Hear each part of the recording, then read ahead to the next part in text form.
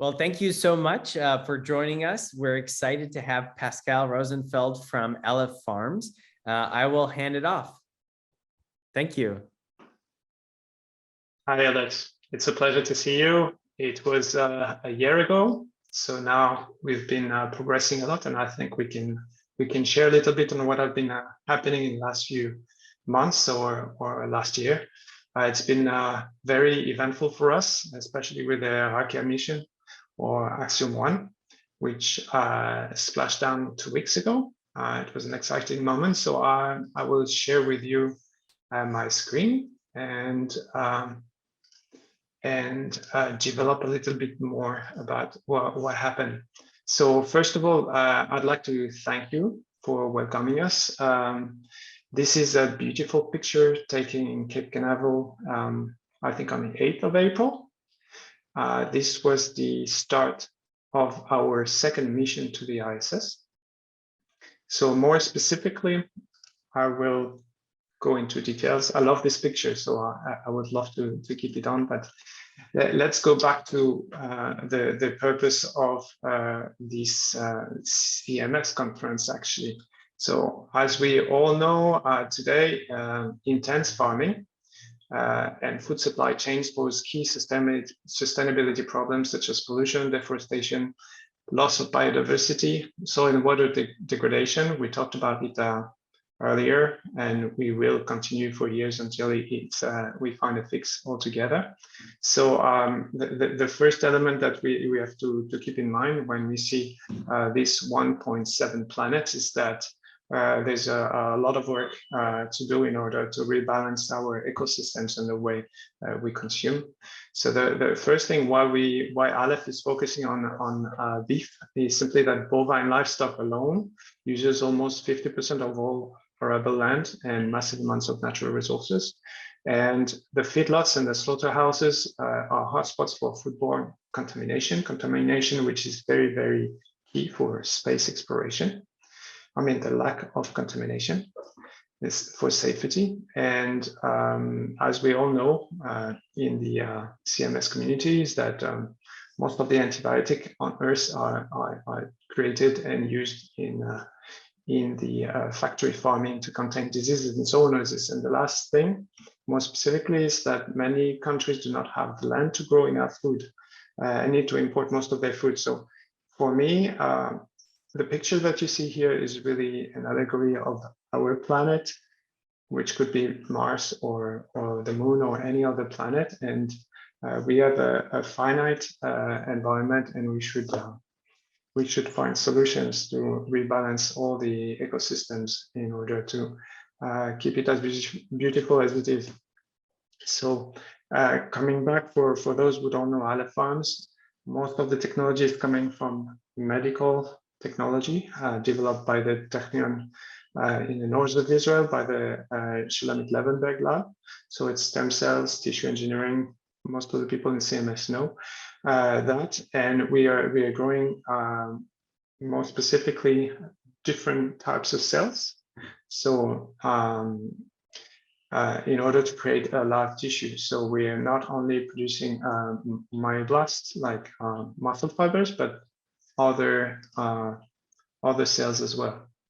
So I will very rapidly remind about the milestones. We were the first to cultivate a full beefsteak with all the components, like also with adipose tissues and connective tissues and so on. 2.5 years ago, we just completed our first experiment on the ISS with Oleg Skripochka and 3D bioprinting systems. And a year ago, we fully 3D bioprinted with cultivated cells a ribeye steak. So more specifically, we'll go into the details of the milestones for space and what has been changing in the past in the past year. So as you know, that these space journeys will be extremely demanding for the crew and will require fresh and nutritious food for explorers. And if you want to travel far away, we need food production systems that are bioregenerative, meaning that they can use the local resources, and that they can locally feed the communities with quality nutrition. And this is without resupply. So the resupply element is absolutely essential for deep space travel. This is what NASA calls in situ resource utilization. And I can illustrate the kind of experiments we've been doing and we plan to do. So the first we already talked about. The second one I'll talk later about it, which is the Axiom 1 mission. And the third one, for instance, is the end-to-end meat production system that we want to put in place. So I'll just give a brief summary of a win. So we won the first phase of the NASA and Canadian Space Agency Deep Space Food Challenge last October with our partners Astro. And it was a revelation for us because it gave us a set of constraints that were very, very interesting and adapted for us to really understand how to build a system with a limited volume, limited energy and water in order to provide food for a small crew for a very long mission for 3 years, like the 1,000 days to go and come back from Mars.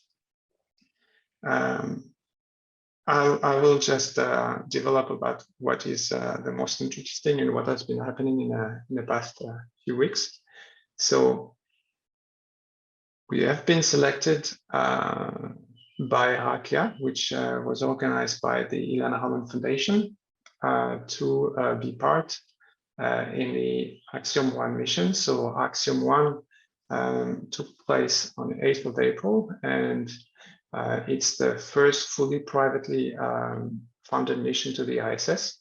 And among the 3 astronauts, there was the Israeli pilot and entrepreneur Eitan Shtiber, who brings with him not only himself, but also almost 30 different experiments from Israeli new space tech or schools or universities, which was absolutely extraordinary.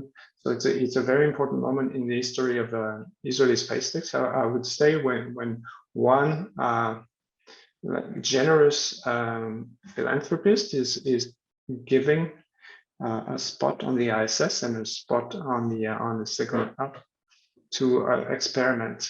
And we were among the 2 biology experiments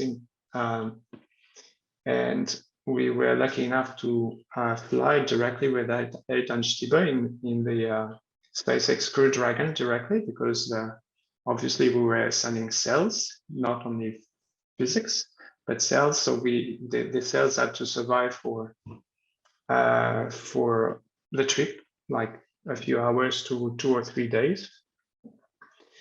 And then the purpose of the experiment that we put in his hands was to analyze the proliferation and differentiation of our beef cells and improve the processes for the next stages. So in partnership with a space pharma, we used their laboratory in order to send our cells in a controlled environment. So the bovine pluripotent cells were loaded into a microfluidic device. And during the 10-day mission, maybe you followed that the Axiom 1 mission took, they stayed 5 additional days in space because of storms in Florida. So they could enjoy their sits and their vacation in space for additional days. But for us, the mission was really 10-day, in a sense that the cellular proliferation had to last a certain number of days, and then it was followed by the differentiation using a series of pre-programmed pumps that were enabling automatically the media supplementation and the switching. And then we studied the effect of microgravity in comparison to the exact same laboratory that was on Earth, emulating the same conditions, but without the microgravity. So this study is the first ever to demonstrate. I will show additional pictures so that you can enjoy it. So this is the study is the first ever to demonstrate the initial stages of meat cultivation in space. So very interesting for CMS. And the results will help determine the feasibility of producing this food for a sustainable human presence beyond the orbit of Earth. And it will also provide insights into sustainable production system of cultivated meat on Earth in order to, in a way, to improve our systems. So it's a significant milestone. You can see Ethan Stieber, so our astronaut, with our chef, also in the laboratory with our VP R&D and CTO and Neta Lavon, and studying also the stem cells and the development. And then you see them in the Astro suits, just getting ready to fly. So that was about the Axiom 1 experiment, which was quite magical for us. We can go and discuss that more into details later, Alex, if you want, especially about what we've learned about how cultivated meat could change a lot of things in the future of space exploration. So I wanted to go back to in a few seconds about why we do that. So the first thing is that human performance is really about our mood and our capacity to remain motivated. And the main motivation in our, let's say, mammalian bodies is definitely good sleep, good rest, good food. And delicious and fresh food is the optimal motivation when you're far away from home in a hostile environment. And as we discussed already last year, but the most important moment when astronauts are on the ISS is when they receive resupply from fresh food, or when they see a plant growing in a NASA veggie environment. And all this is controlled by the limbic system. So we've been evolving for hundreds of thousands of years. And it's always this reward pathway that helps us reach a state of well-being. And this is the dopamine system that triggers this strong motivation. And this is true here on Earth, but it's even more true in space, where we absolutely need extra focus in order to reach peak physical and cognitive performance in space. So as our advisor Karen Heiberg, former astronaut, says, it's absolutely unique to be able to reproduce a natural and fresh element in space. It would be refreshing and helping coming back to good memories and good motivation. This we can discuss later. We know that it's going to cost a lot of money to send a lot of up mass and volumes. So it could be stable as food, as it's been the case for decades, or it could be fresher bioregenerative food that is produced in situ and that is higher in vitamins and so on, and in motivation. And it could also save on up mass and volumes and on budgets as well. We could go also into more details about this element, but this is pretty much why the community of CMS has grown. It's to find solution, and if we can find solution in space, it will definitely benefit Earth.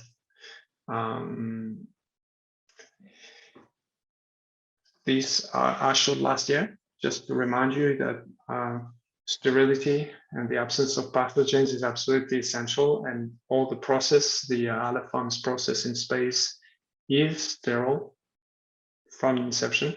So this is a particularly important element for any decision maker or space agency in this in this domain. So again, I'll leave my details, but this is based at Aleph Farms, and we're already always happy to discuss collaboration, as you know very well, Alex. Excellent. Wow. Thank you so much. I think I feel like I was kind of like taken a little bit, just seeing the photos was the thing that was just the I guess most kind of exciting. I first wanted to ask you, how was it actually working with Eitan Shtiba's team? It looked like he had come into the office. What's his perception of cultured or cultivated meat, and how was it working with his team? So first of all, it all started precisely a year ago. We didn't know, when we talked last time, it didn't exist. And it was, for us, it's really a superhero. First of all, he's a Top Gun. But in addition, he developed quite an interesting impact investing business in Africa and developing countries. And he didn't know about cultivating meat, like most of the people on this planet. And thank you for all your efforts, Alex, and all the team. The thing is that he had difficulty accepting the fact of potentially eating it. So he came to the laboratory the first time. Then he just understood the process as a normal, let's say, engineer type of guy. And then after that, he saw the meat, he saw the chef, he saw the picture, and he just gladly accepted to eat it, loved it, and then he said, "Okay, let's go ahead and do this experiment." And then it took a very, very long time, because the decision was made in June last year. It's space; it takes a long time, but we had to find the partners for the laboratory and so on. He had a very, very busy schedule, as you know, but he had an extra 5 days of vacation out there, which was fantastic. But mostly he came back last Monday. We received we packed the space lab. I think on Thursday. It arrived on Sunday at stabilized 4 degrees. It arrived yesterday. It arrived yesterday, Sunday, in Tel Aviv, and we will spend the next weeks to analyze what's the content. And we will obviously organize a debrief with him and his team so that he knows what happened. But he's very much involved, which is always a pleasure. That's awesome. And I wanted to ask about like the data collection process for this kind of lab on a chip, especially if it has to be up in space for an extra 5 days. Were there, any concerns about like, I don't know how it's powered or whatever it may be, but and I'm assuming all of the data is collected, after the fact, but were there any kind of scares in terms of, these extra 5 days could actually be not good for the system or anything like that? So first of all, you're scared every day because it's biology, and cells, they unfortunately are fragile. So yes, it was scary every day. The thing that the system was plugged to the Space Applications ISQ facility, and so it received all the energy needed and so on. So we could get a feed from the cells, from the environment and so on. So we could follow. We have a log of what happened, and as I said earlier, we just had a specific experiment. So after 8 days tops, we have to stop. So after 8 days, whether the mission was prolonged for a month or 6 months, it was stabilized at 4 degrees and then sent back home. Okay, cool. And you were in Cape Canaveral, is that right? Yes. So how was that experience like? And have you done it before? Like, have you been there before? And did you see the launch? And how was it like? So it was pretty exciting. As you've been following, Axiom 1 has been postponed several times. It was supposed to be end of January. And all the teams are together, which is very interesting. So we were in a SLSL in a space lab in Cape Canaveral, nurturing the cells, preparing the lab, and so on. So it's always a pleasure to be all together. So we had the time to meet a lot of different Florida State space companies also. So even if it was prolonged and a bit long in the end, that's for sure, it was always busy. And what was interesting besides alligators, it was in the Space Center is the fact that we learned something from the action. So it was postponed and postponed, and you know that the cells you really have to feed them, and at some point there was a Passover coming. Okay, it's a high holiday, and we didn't know what to do. So we already always had a plan, an alternative plan, but still there's some point where some people cannot attend the mission. So fortunately, it happened on 1 week before. But the thing is that we learned that the system, what we have in mind, is a lot more flexible than sending thermostabilized pre-packaged food, because we can imagine that we can position a robotic environment on the moon, for instance, and whether we come there a month later or 2 years later, it's still there. You just throw the cells and they revive, and you just grow them.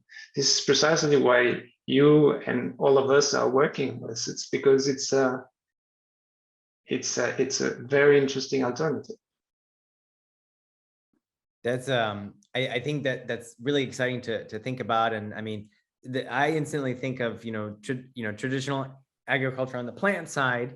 You have a lot of the same, but on the biology side, you could actually do that with meat too, and I think that's super cool. Right.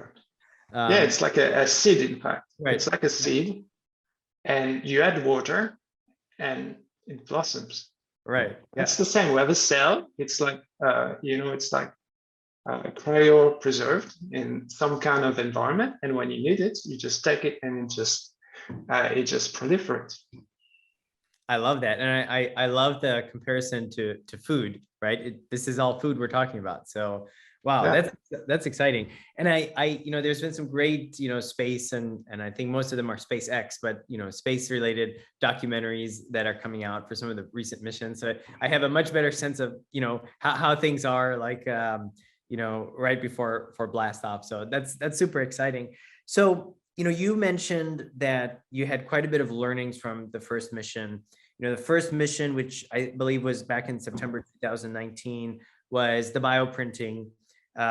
This was cell growth and differentiation. And then, the next, mission or phase, whatever that may be, maybe end to end, or maybe on the path to end to end. What learnings did you take from the September 2019 mission that you applied here? And it could really be anything from even, not related to the actual experimentation about like, communication or travel or what learnings did you take that you applied to this mission?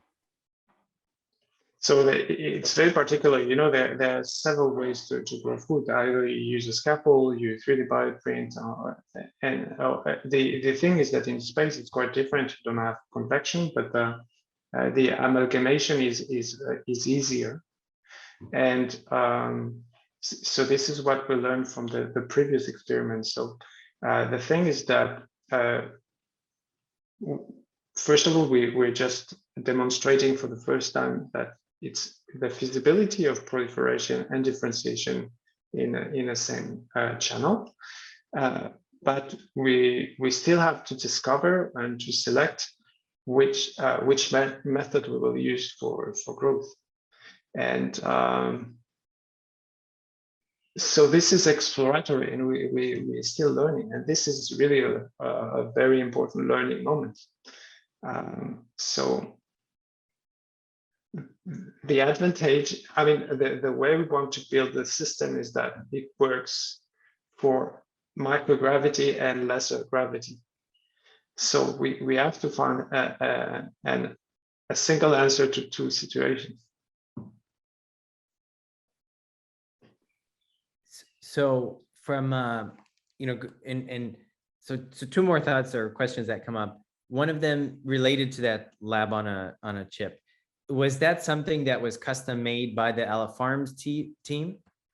No, it was custom made with Space Pharma for the opportunity. So it's really a fridge, pumps, and the whole system is